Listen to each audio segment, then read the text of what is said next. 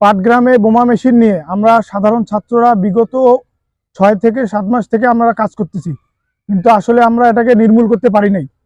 আমরা যদি বলি পুলিশ প্রশাসনকে আমরা এই বিষয়ে বারবার অবগত করছি, কিন্তু ফাইনাল তারা আমাদেরকে কোনো রেজাল্ট দেয় নাই। আমরা আন্দোলনের পরবর্তী সময়ে প্রায় 20টার মতো মেশিন বন্ধ করছিলাম, সেই মেশিনগুলো আবারও চালু হয়েছে। কিন্তু আমরা থানায় গিয়ে ওসি মহোদয়কে আমরা অনেকবার বলছি, বা বিভিন্ন সাংবাদিক ভাইয়েরা আরও যারা ভুক্তভোগী তারা থানায় গিয়ে বলছেন, কিন্তু এখানে বারবার একটা প্রশ্ন উঠে যে পুলিশ টাকা খায়।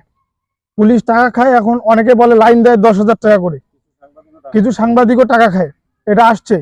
আর একটা বিষয় হলো, যখন ওসিকে এগুলো বিষয়ে কমপ্লেন করা হয় তখন তিনি বলেন যে আপনারাই ধরাই দেন। আমরাই যদি আপনাদের ধরা দিই আপনারা কি কারণে আছেন, আপনাদের দায়িত্বটা কি পাটগ্রামে? এখন মাদকের বিষয়ে আওয়ামী লীগ ফ্যাসিস্টের আমলে মাদক যে ব্যবসা হতো, সেখানে না হয় আওয়ামী লীগের লোকজনই তাদের হেল্প করতো, বর্তমান তো তারা নাই, এখন তাদেরকে কারা হেল্প করতেছে? তখনও যখন আমরা থানায় অভিযোগ দেই তখনও আপনারা বলেন যে আপনারা ধরাই দেন। আমরা যদি ধরাই দিই আপনারা কি কারণে এই সিটে বসে আছেন? যদি থাকতে না পারেন, ধরতে না পারেন, সিট ছেড়ে চলে যান, আমরা এই ব্যবস্থা করে নেব।